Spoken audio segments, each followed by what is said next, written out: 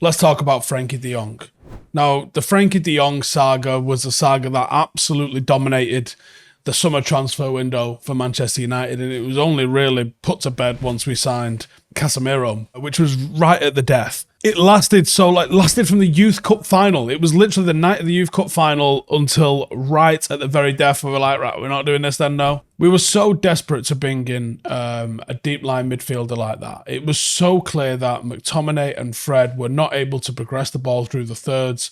And we're even seeing evidence of that when they're having to come in, to back up Eriksen and Casemiro. It was so clear, so obvious that you needed someone with a little bit of quality in that pivot. And in the end, the deal never got over the line with the absolute mess that Barcelona are. And I actually thought there was times, it came out of the gate 95% on, allegedly. And then from then, you were kind of like, I think this can happen. I think this can happen because of the absolute mess Barcelona are in. And on all of the times that they were getting sanctions and threats of sanctions from La Liga, you're thinking, man, we might get this over the line here, Which is why, in this tie, Manchester United have got a bit of a score to settle.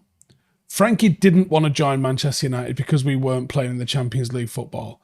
And oh, the joy when Barcelona end up getting dunked out of the Champions League and find themselves playing in the Thursday night special along with us. Now, De Jong was outstanding on Sunday evening in the 1-0 victory over Villarreal for Barcelona, which put Barcelona 11 points clear of Real Madrid at the top of La Liga. He's thrived in a four-man midfield since the Spanish Cup final battering of Real Madrid in Riyadh last month, and he stepped up in the absence of Sergio Busquets on the weekend, and he absolutely controlled midfield from deep, so that Pedri was basically allowed to just have a free rein and go and attack. Now, he's now thought of as untouchable in Xavi's starting 11, and he's really enjoyed a change in fortunes compared to last summer.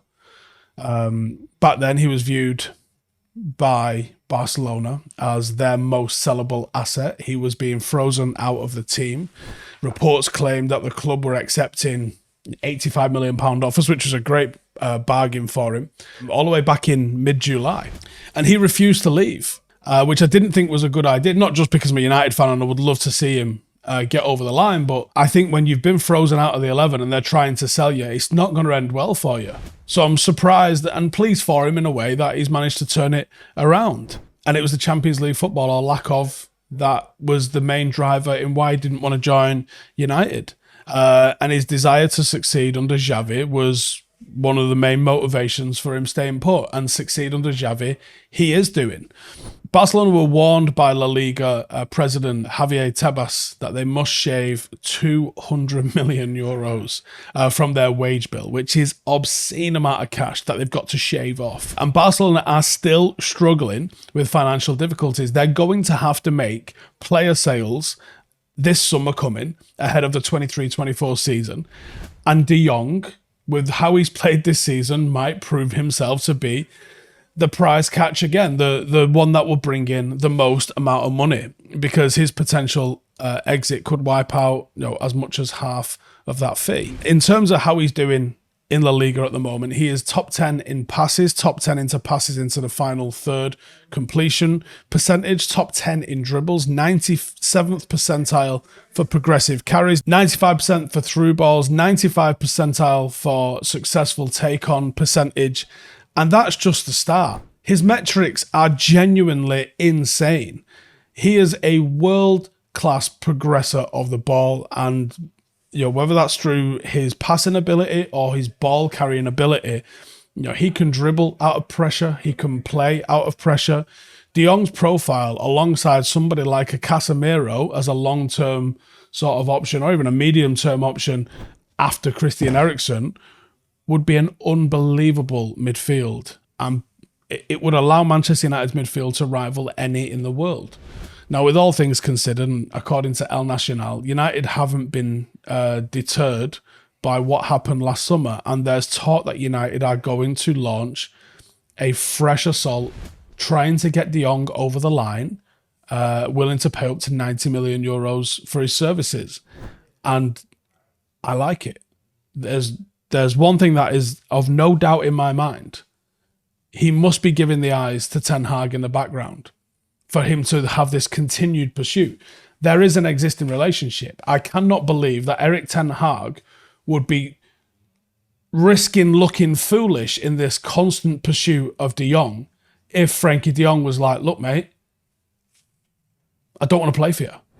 So there has to be something in it. Now, whether they're using the Champions League as the main driver, whether there's more things at play that we're not sure, whether it was him getting what he's contractually owed by Barcelona, which was a big stickler, but I think on whether he moved or not because he was deferring wages and Barcelona doing some crooked shit to get around their issues with La Liga. So I don't know if it was something to do with that and they was using the Champions League as a more palatable sort of excuse.